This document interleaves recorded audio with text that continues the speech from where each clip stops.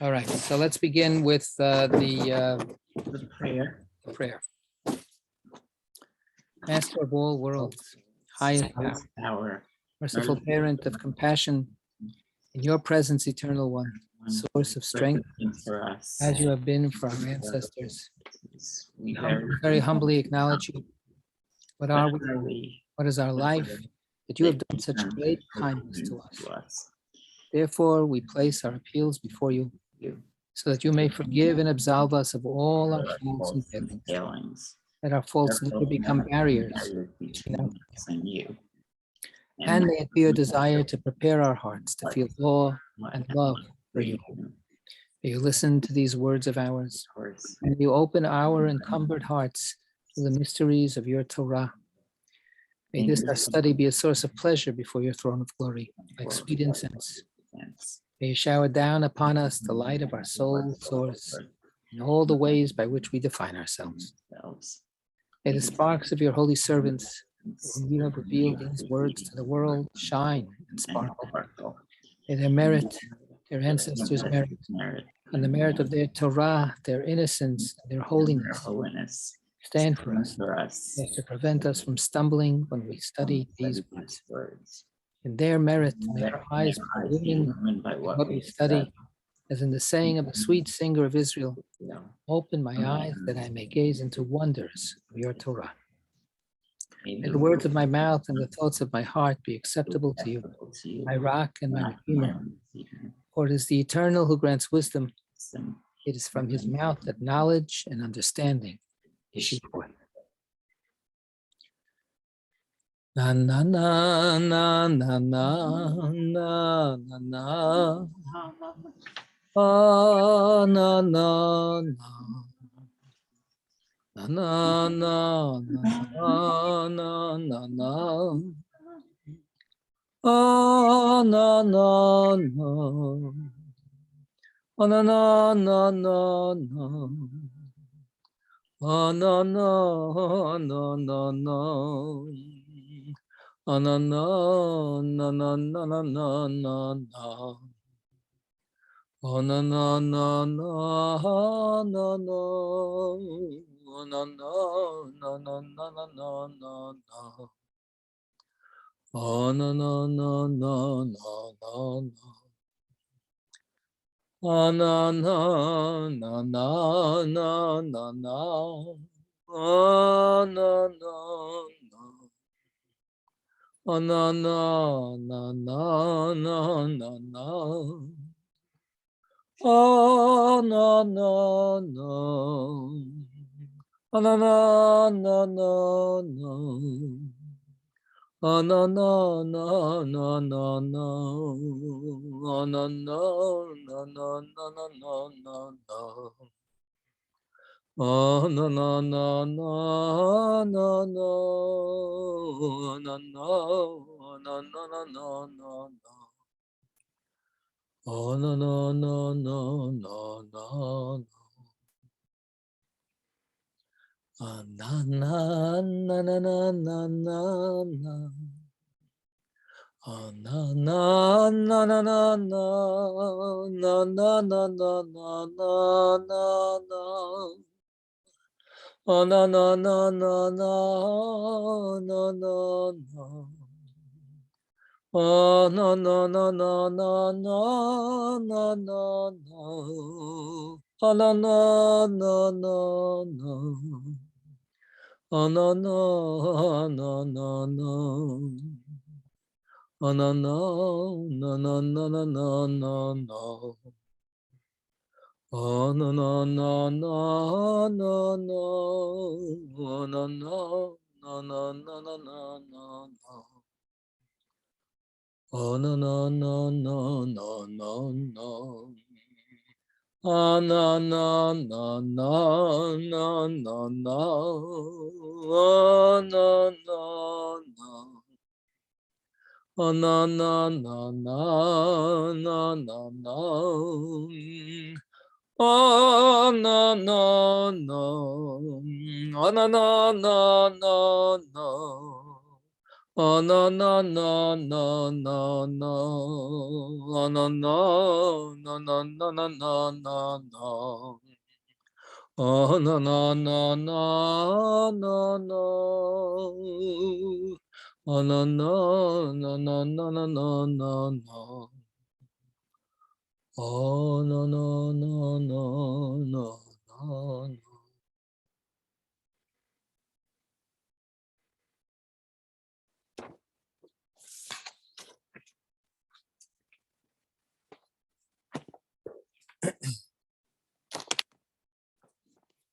We're on 390. And we're at the bottom of the page, the last couple of lines. And we've been dealing, we will be dealing with in the next page or so, with this question of how Shekhinah, how God's presence can somehow be with us in exile in any kind of meaningful way, when as a result of being in exile, Shekhinah, she will be deprived of the kinds of sustenance that she depends on in order to actually then provide life-giving goodness to the world. So how does that work? So we had a long paragraph on 390 in the middle of the page, where the idea was that Shekhinah, in one sense, is distanced, but on the other side of it, it's like the sun, that even though it's far away, it radiates the light and the warmth down into the farthest reaches. So so at the last lines there, now that Israel is in exile, she is above, while her power envelops Israel, protecting them. So it shines down and percolates back down to be with us, even though they dwell in a foreign land. But now, as we continue, we're going to see that this idea is going to be churned up a little bit and examined some more. So the question that always faces us every Thursday night: is there somebody here who's willing? Oh, okay. Look at that. There is. So, okay, Beryl, thank you. 390, the last two lines in the text. Come and see. Come and see.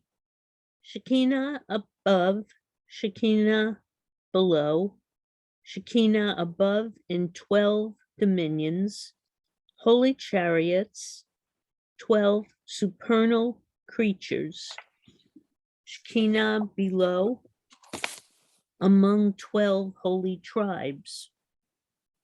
So Shekinah is encompassed above and below, all simultaneously as one. Although when Israel is in exile and she is disarrayed below, she is disarrayed above as well. This is exile along with Israel, for she shares with them in exile. So here we have another aspect of this participation, the above and below, right? We talked about it many times, and we talked about the parallelism between the above and below. So here we have a bifurcated concept of Shekhinah.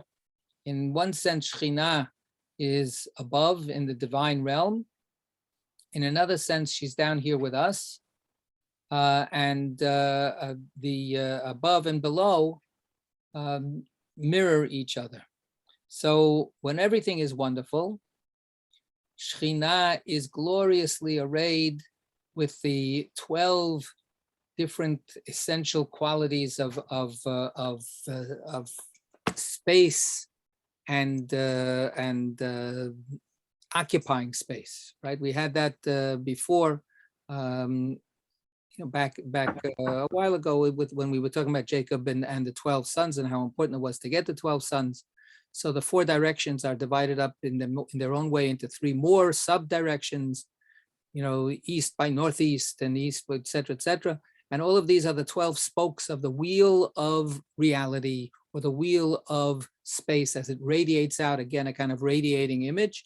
So Shekhinah is adorned by these spokes and by these multiple directional forces that can be looked at as chariots that carry her glory, or instead of 4 creatures of the chariot, the 4 creatures become tripled. And we saw that even a little earlier, the triples then get tripled again. And we get, on 3 sides, 3 times 3 times 3 times 3. So we get the 27 letters of the Hebrew alphabet. So this is, we'll see it a little bit later also, why this is so emphasized. But the point is then she's like so amazingly beautifully, fully arrayed above by this 12. And what is the corresponding 12 below? It's not quite as magnificent as it's described above, but it still successfully corresponds to the above. The 12 below is us. The 12 below is the 12 tribes of Israel. So that's the wonderful wholeness of the 2 halves being united together, encompassed above and below, all simultaneously as, what's that word that we need, Larry? One, right? Always one, always one, right? It's all the multiplicities end up being glued together into a oneness. But then we've got the problem of history, humanity, and Jewish experience, which Jen's cat is totally oblivious to. Right? We though have to pay attention to it. So he's very into oneness. So he's very right. One meaning numero uno, right? Right. So so what happens though when there aren't 12 tribes all united? What happens when we go into exile? When we go into exile, then our unity is split up, is fractured, and the 12 tribes go off into different directions. The 12 directions, very nice that you have 12 directions of space, but it's a tragedy, in the sense of our being broken up like that. So in Israel, although when Israel's in exile, she is disarrayed below, right? So then she has to be shattered into zillions of pieces, right? Looking here, looking there, taking care of this, taking care of that. She doesn't have that same united communion, and she's disarrayed above as well. So the exile damages the union above. It dries up the flow from her lover to her, and everything is very challenged in that respect. And then we have this idea, this is exile along with Israel, for she shares with them in exile, which can be read. It's not simply that there's a participation by Shekhinah with us. When we go into exile, Shekhinah goes with us. If we go to Babylonia, she's in Babylonia with us. If we go to Montclair, she's in Montclair with us. Wherever she might, Brooklyn, well, Brooklyn is not exile, but wherever we are, she is there too. That's true. But now what the Zohar says is that it's also a simultaneity of exile. It's not just that she's in exile in the same place as us. She's exiled elsewhere, in heaven, so to speak. In the divine realm, she's experiencing exile with us, simultaneously with us. She feels her kind of exile the way we feel our kind of exile. So it's not simply a kind of an anthropomorphic accompaniment that we have God with us wherever we are. That was a rabbinic concept, which is definitely embraced by the Zohar as well. But the Zohar adds this other concept of the modeling, that the tragedy below is a tragedy above, and that's the bond between us, is that we share these these tragedies, each in our own way. Okay. How is she arrayed? Meaning, how is she arrayed in this exilic situation? Go ahead. How is she arrayed? This can be compared to a king whose son died. What did he do? In mourning for his son, he overturned his bed. Rather than rearranging it, he took thorns and thistles, threw them on the bottom of his bed, and lay upon it. Similarly, with the Blessed Holy One, when Israel went into exile and the temple was destroyed, he took thorns and thistles and placed them beneath himself, as is written. The angel of Yud-He-Vav-He appeared to him in a flame of fire from within a bush, because Israel was in exile. So the image that is conjured is the image of the burning bush at Mount Sinai when Moses first encounters God, and Moses hears a voice and sees a kind of a flaming angelic projection in the bush, and the bush is a thorn bush. And this is this image that the tradition explains, Imo anochi b'tzara, that God is saying, here I am, just as Israel is suffering in Egypt, in the exile of Egypt, just as Israel is suffering in exile, I am suffering in this thorn bush. I'm stuck in this thorn bush. I can't get out of this thorn bush, which is tearing my flesh, so to speak, to shreds.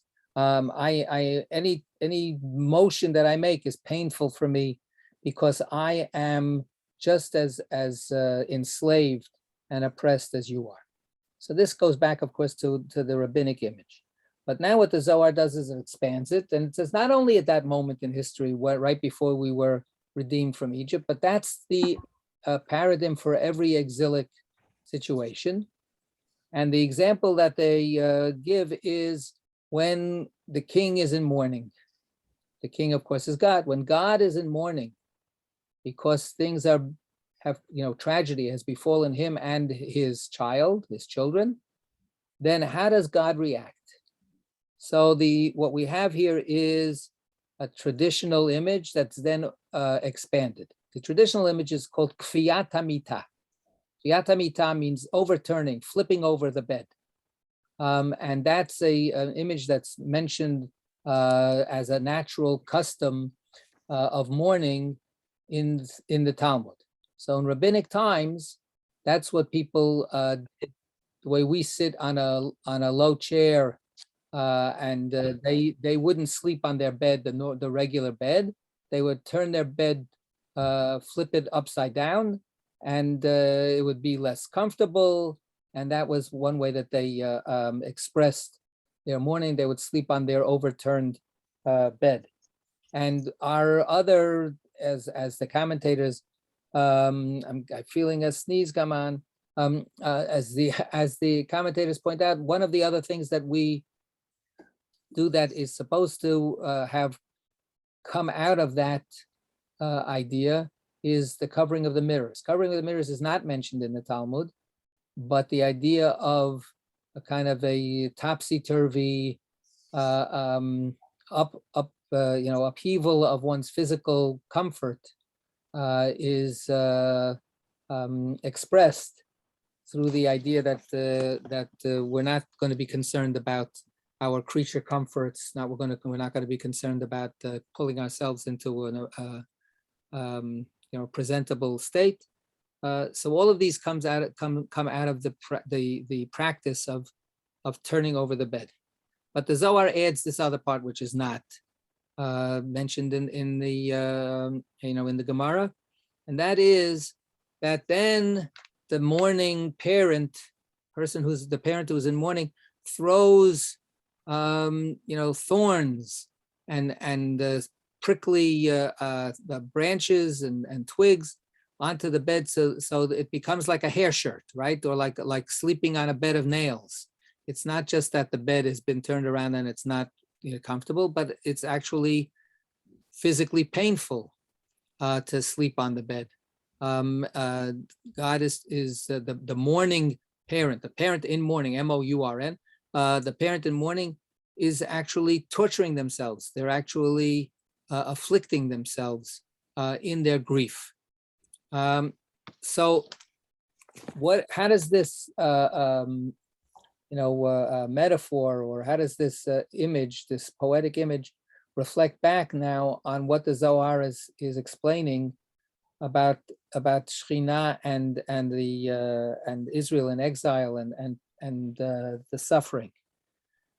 So it's the commentators go into some very interesting discussion where they think about what are the thorns and thistles that Shekhinah is thrown upon, or that God throws God's self upon the bed. Sometimes the bed is itself considered Shekhinah.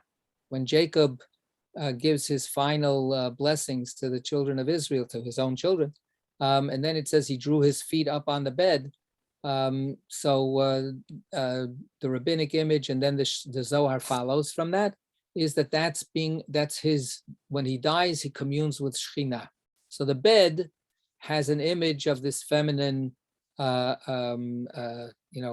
idea of where the male comes to lie down. And so the bed could be Shekhinah herself. And then the thorns and thistles are a kind of an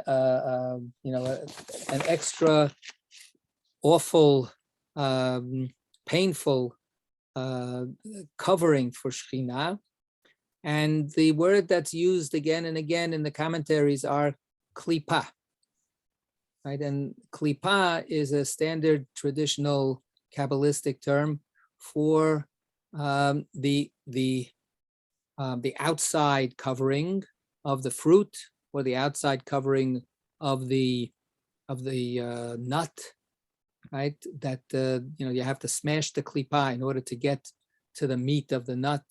You have to peel the peel, right? The shell, in order to get to the inside. The shells are the material and the evil aspects of life. So this later on became very, very, very developed in Tzfat, in Lurianic Kabbalah, but this is also before Luria, the idea of klipot. So klipot become the forces of evil. So we have this kind of very scary image that Shekhinah is either buried in or encompassed by these shells, right? The purity of God's presence has been destroyed and adulterated, or even contaminated by being mixed in to the elements of evil in the world. Where is God's presence in this world now that the temple has been destroyed? It's been made so compromised that in many ways we can't even discern it, right? So finding God's presence in that kind of mournful image is difficult, and yet she is there, just like God was in that thorn bush at Mount Sinai. So this is the kind of very close to a kind of a Gnostic dualistic kind of struggle between good and evil, between the forces of good and evil. And this is how Shekhinah suffers, and how God suffers, because if God is the male lying down on the bed, then the union between God and Shekhinah is itself now impeded, and it's no longer the kind of source of pleasure and mutual reinforcement that the union should be. Instead, it becomes a kind of a defiant union that nevertheless, even though we can't really be together in a loving way, we will be together despite everything, hoping for when the thorns and thistles will be brushed away by circumstance. How are the thorns and thistles brushed away?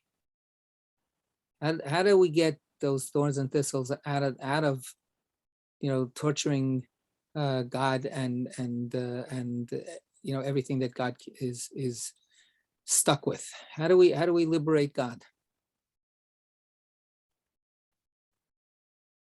By keeping the Torah. Right? For the Zohar, that's the answer. The answer is if everybody wholeheartedly dedicated themselves to keep the Torah in a true way, not simply in some kind of formalistic way, but appreciating the depths that the Zohar keeps on trying to uncover for us. But nevertheless, those depths have to be instantiated through action. If we could do that, we would be cleaning out all of the filth and all of the debris and all of the torturous pollution that inhibits God's unity with God's own self and with God's presence in the world. So we are the environmental cleanup crew that that has to do that kind of work if we're willing to do it. David. I think of milah as eliminating an obstruction, but this seems a little different. Maybe it's a shell. I don't know. Is there any is there any similarity here? There's some similarity. Yes, the orla is considered that external shell that needs to be eliminated. I think that's one example for sure. Absolutely.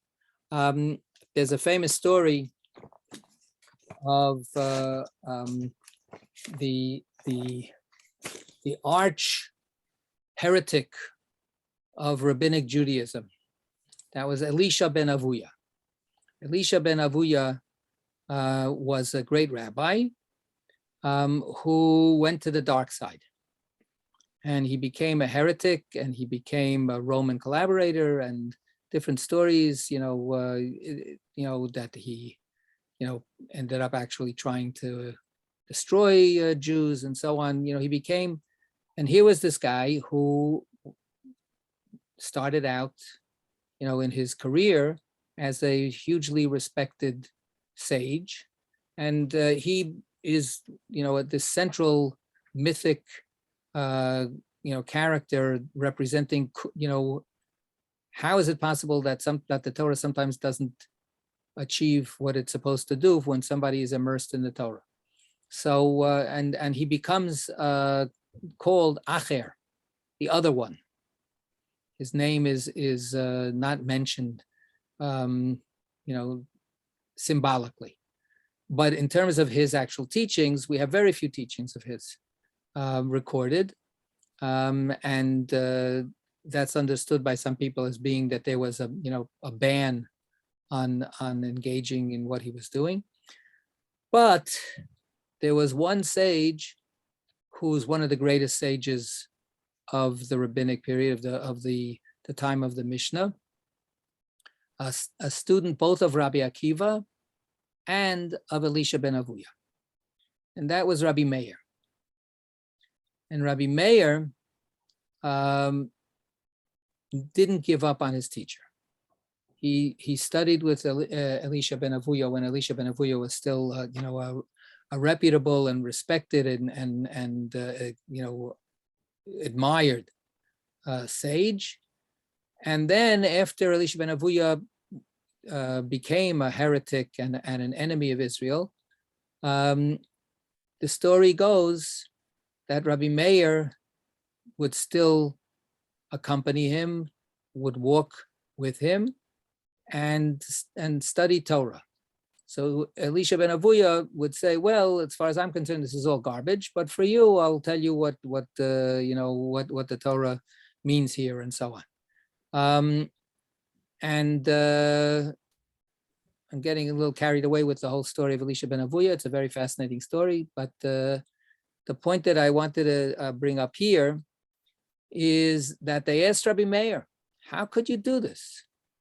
How can you allow yourself to associate with this evil man? It's not just, he's wrong theologically, he was bad.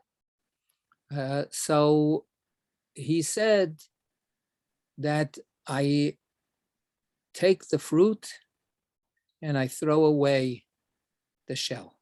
I throw away the peel. I take the fruit of what he can give me and I throw away the klipa, the outer stuff which is no good.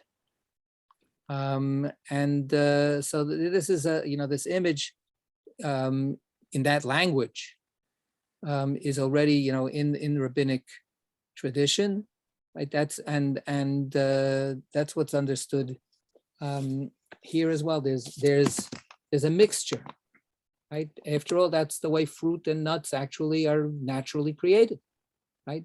There is no such thing, as the fruit of the orange without the without the peel, right? You can't have a walnut without the shell around it. So they're inextricably tied. This is, of course, now, right, in our time of exile. The rabbis imagined that in perfect times, meaning at the beginning of creation, perhaps, but certainly when the time of redemption comes, then the klipa will disappear. Everything will be, there will not be this like separation between the good stuff and the bad stuff, the edible stuff and the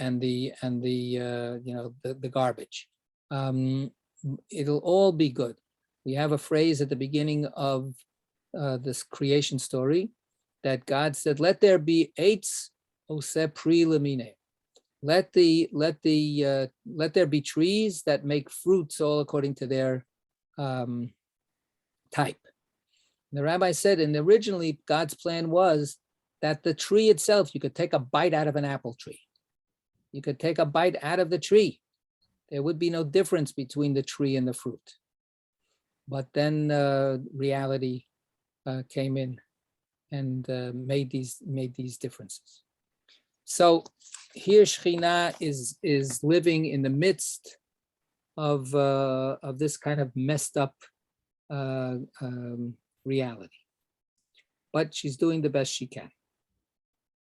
Okay, 391, last paragraph. Pakod pakadati. Pakod pakadati, I surely attended to you. Okay, so this is God saying to Moses, tell the children of Israel, he has to go back and be a prophet and a representative of God. Tell the children of Israel, I have surely attended to you. I'm paying attention to you. I have not forgotten you. I'm coming. I'm taking care of everything. Everything is lining up. It's all going to be good. You're going to leave Egypt. So this is what God tells Moses to assure the children of Israel. So now the Zohar says, if someone is outside his domain and no longer his own master, how can he attend? What can he do? Okay, so this is a reiteration in a stronger way of the question we had before. How can Shekhinah is the one who interacts with human beings. How can Shekhinah promise that she's going to help the children of Israel? She's a prisoner as well. She's not in her own realm anymore. She doesn't have her full array of powers, right? She's been contaminated by kryptonite. So she's she's dwelling in the midst of the forces that impede and weaken her. So how can she make these promises? What good are those promises? She's shackled and chained, just like the Israelites themselves. What can he do? What can she do? But But pakod from above, pakadati below. Okay, so Why? since the words are double, we come back, the Zohar says the doubling of the words, pakod pakadati, which we translate as surely attend, right? Whenever the Torah does that kind of doubling of the verb, we basically translate it as surely, emphatically, right? But for the rabbis and for the Zohar, a lot of times the doubling is given extra meaning. And here what the Zohar says is, this is what I've been telling you all along. The doubling is about the doubling of above with below. Shechina above, Shechina below. Shechina below is compromised. Shechina below is weakened. Shechina below has her hands tied, as it were. But there's Shechina above, radiating that power, radiating that energy from above. So if the pakod starts from above, then there's basically a secret, source of energy being smuggled into prison, right? Somebody has come in with a cake with the saw stuck inside the cake to give to Shechina, so that Shechina can then do what she needs to do. Who's that somebody? That somebody is from above, right? From outside. Okay. Why? Because Zekira, remembering, had rested upon her previously, as is written, Va'eskor, I have remembered my covenant, indicating that remembering was appointed over her. So subsequently she said, Pakod Pakadati, I have surely attended, for she had already grasped a sign. Right. So grasping a sign, the Ot Brit, means she had somehow connected up with Yesod. She had somehow connected up with her lover. Her lover has been able to convey to her Zechira, right? That male influx of power, right? God had sent it in so that she was not totally bereft. And as a result, she could then actualize that saving power. Good. 392. Similarly, with Sarah, V'Hashem pakad. Vahashem Pakad and Yud-He Vav-He attended to Sarah. But here, with Rachel, who had not been remembered previously, attending is not mentioned, rather remembering.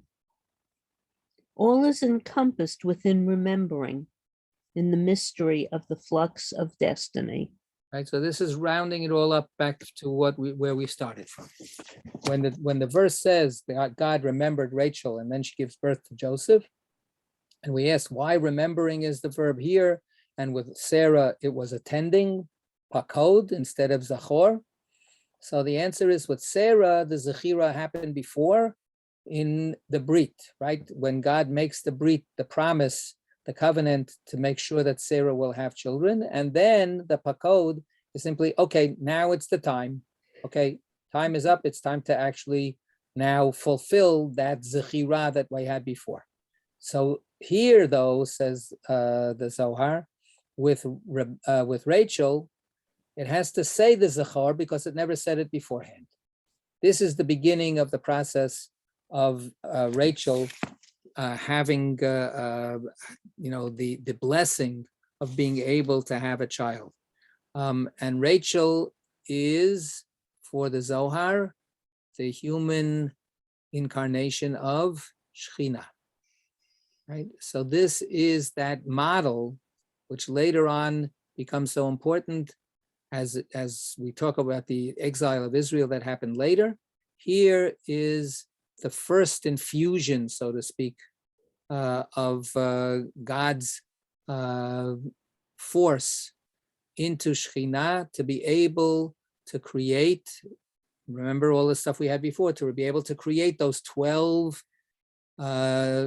chariots in earthly existence that are the 12 tribes.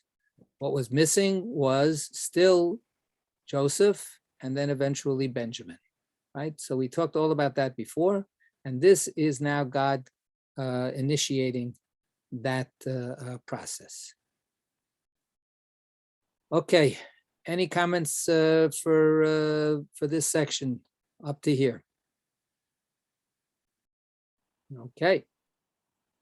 So Rab- what, where, who, what? Who said something? I was starting to read. Oh, okay. So here we go. 392 after the break. Now we have a story. Rabbi Yehuda and Rabbi Hiskia were going from Cappadocia to Lydda. Okay, let's look at 590 for a second. Let's see if I can find it. From Cappadocia to Lydda, this improbable journey from Eastern Asia Minor to a city in Palestine recurs frequently in the Zohar and usually, though not here, includes an encounter with some surprising characters. Right. So he did a spoiler for us, right? So we know that we're not going to find some interesting character here, but nevertheless, they're on the road as they are so many times. And here the coordinates are given to us. Their intention is to go from Cappadocia to Lud, right? Lud is what we now call, where Ben Gurion Airport is, right? So it's sort of like in the middle of Israel.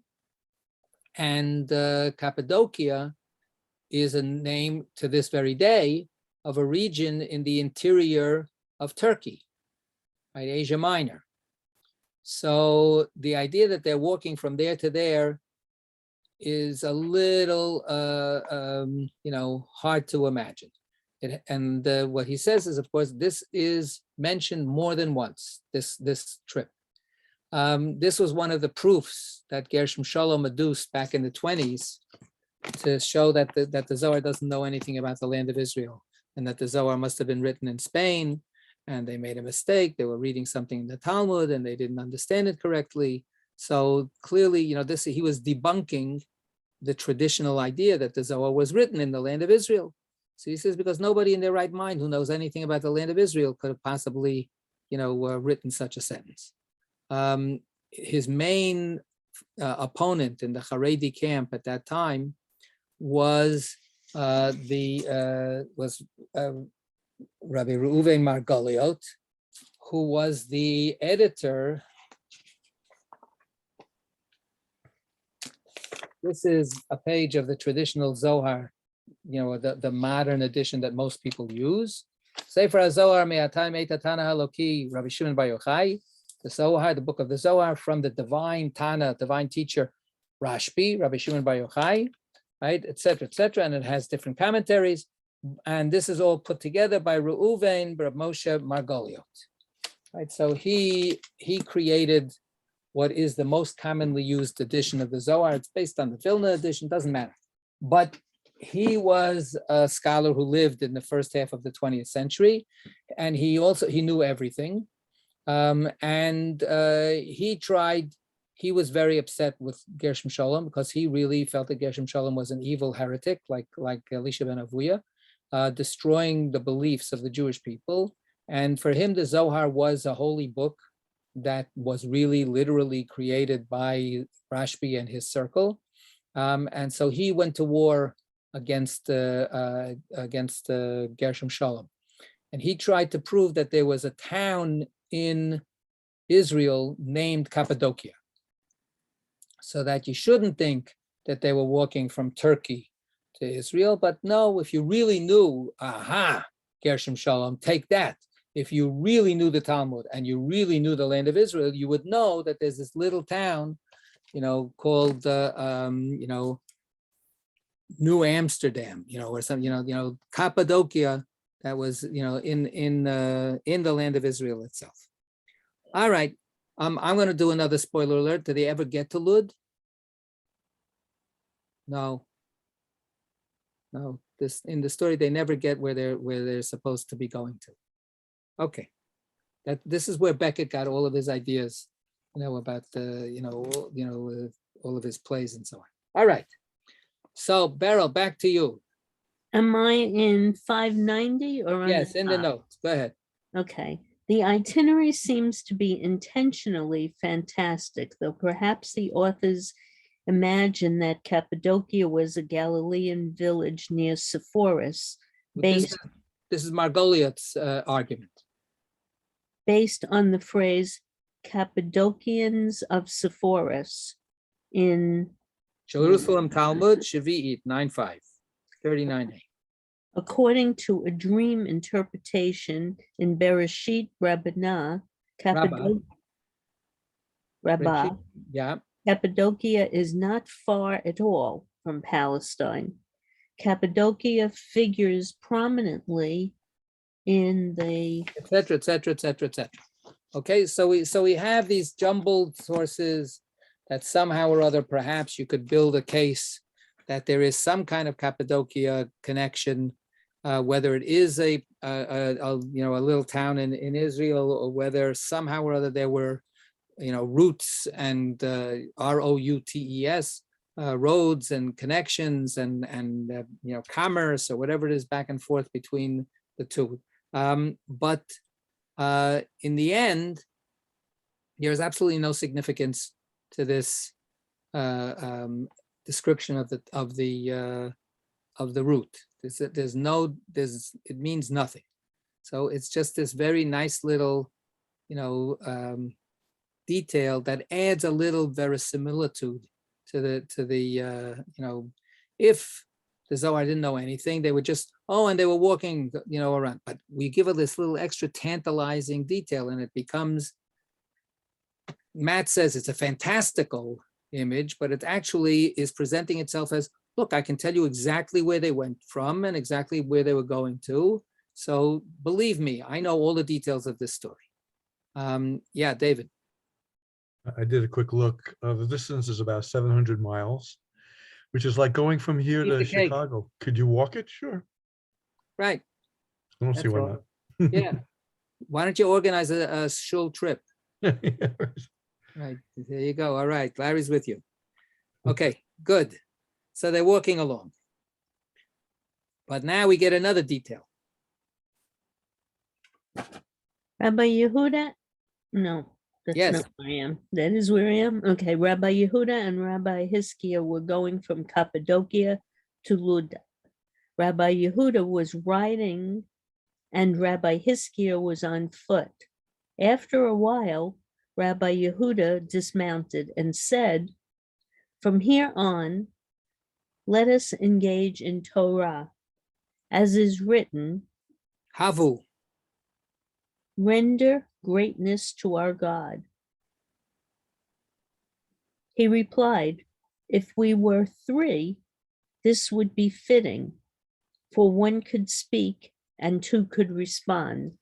Okay, so here we have these two companions, students of Rashbi, of Rabbi Shimon Bar Yochai. One is a lot luckier than the other. He's got something to ride on as they're making the 700-mile trip. But then he says, you know what? Let's study some Torah. And in order to study some Torah, it's not appropriate. I'm going to be sitting on the horse and with the what do you call it, the donkey, and you're going to be no. Let's be equals. So let's stop, and let's and let's study Torah together, so that we can give God our glory, right? Rise and shine and give God your glory, right? So here, Havu Godel Elokein, right? Let's mention God's name. Kishem Hashem Ekra, Havu Godel Elokein. So that's a verse from Moses' last blessings to the children of Israel. So okay, what do we take from this in terms of what happened right before Rabbi Yehuda dismounts? What was going on?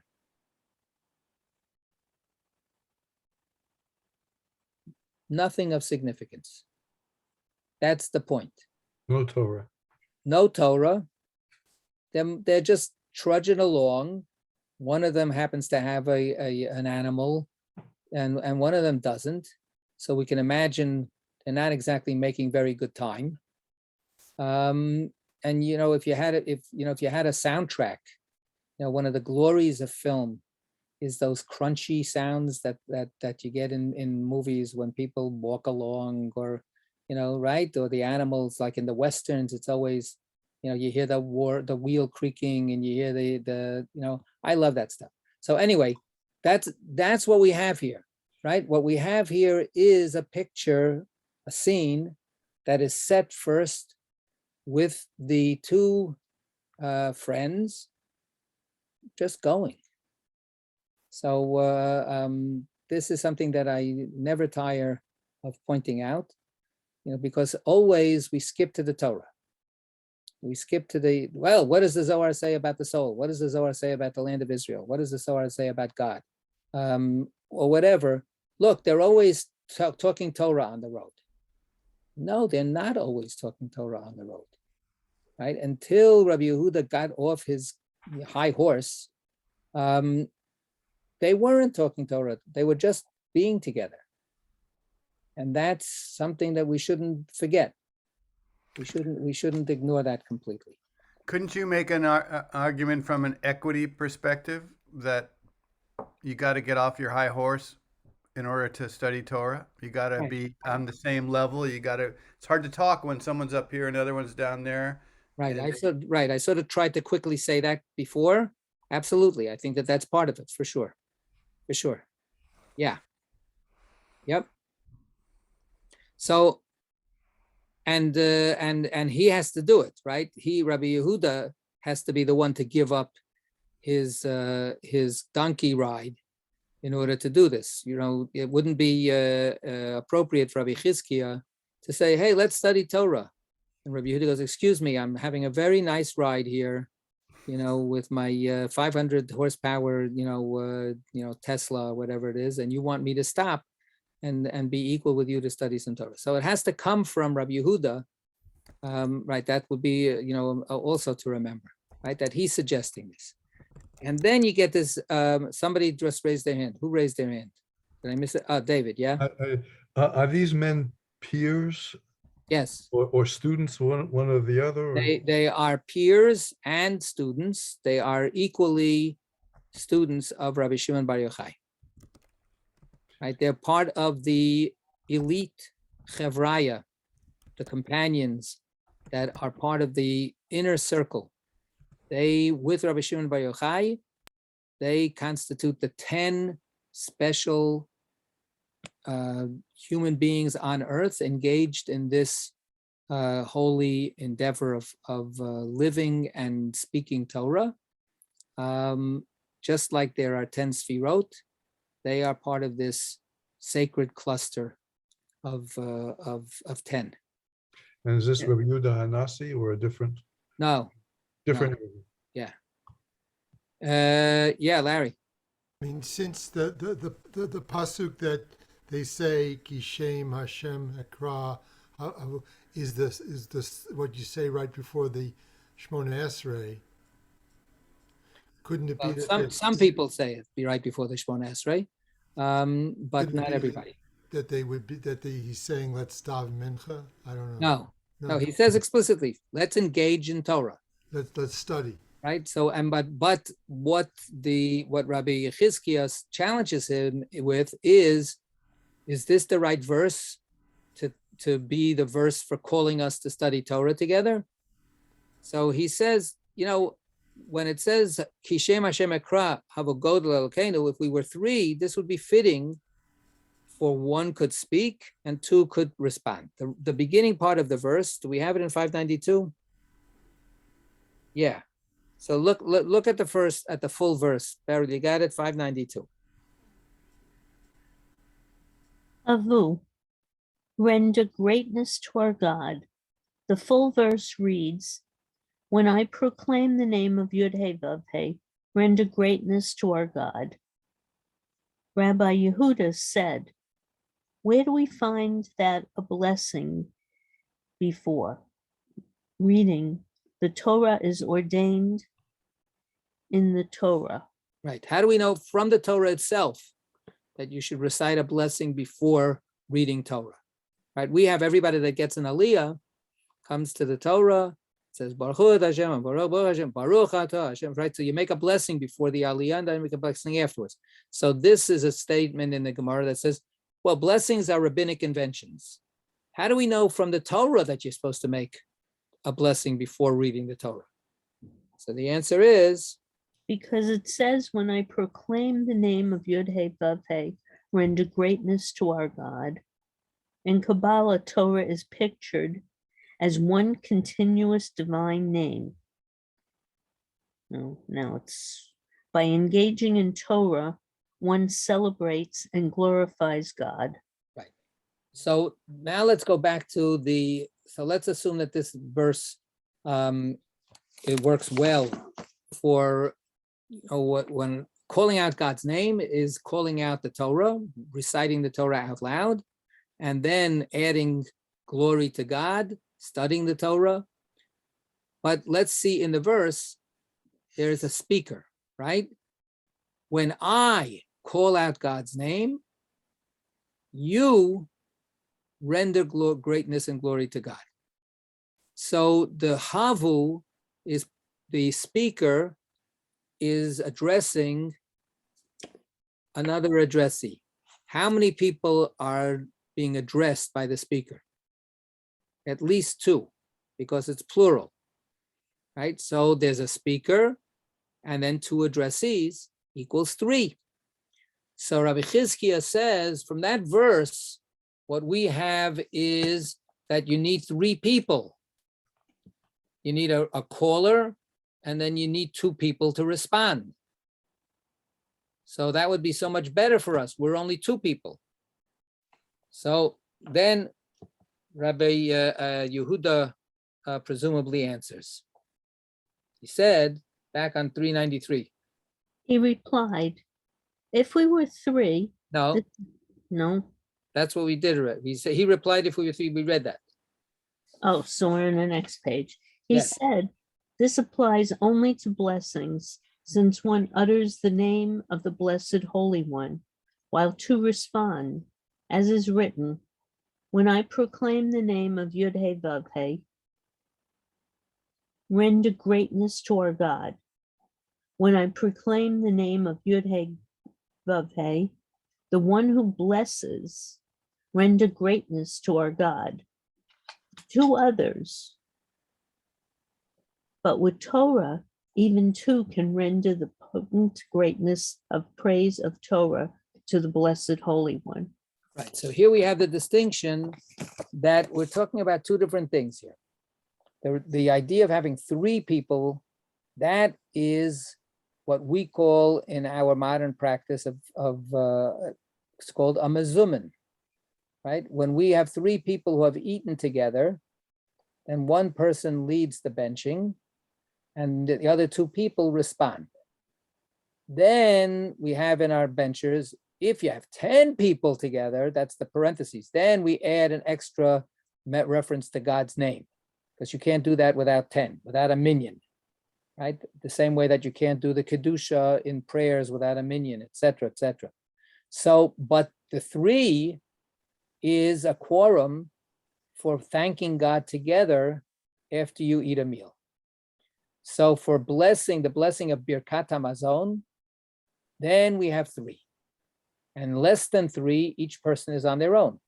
If there are only two people, then no matter how much we've enjoyed each other's company during the meal, I have to thank God independently, and you have to thank God independently. You say your Birkat Hamazon, and I say my Birkat Hamazon. But when there are three, then we join together. Three is a crowd. Then we join together, and one person can say to the other people, hey, wasn't this great that we were able to eat together? Let's all thank God together. And everybody answers, yes, that's a great idea. God is so great to us. And then we bench, and the benching is a benching with everybody together. So this is Rabbi Yehuda's answer. With benching, that's the idea. Or Larry pointed out that there are some people who have the custom that when you stand and offer God a prayer, in the Amida, which is full of blessings, you start by saying Kishem Hashem Ekra V'Godel Elokim, right? So we're gonna join together and bless God, but that's when we're calling each other for a blessing prayer experience. Now says Rabbi Yehuda, you don't need 3 people to get God's presence together with you when you study Torah, right? Even with just 2 people like you and me, we don't need a 3rd person. So that's his answer. Okay, so we're going to unpack this a little bit more next time. We're going to stop here. And I hope that we'll be able to continue next week. Okay, Sei gesund, everybody. Thank you.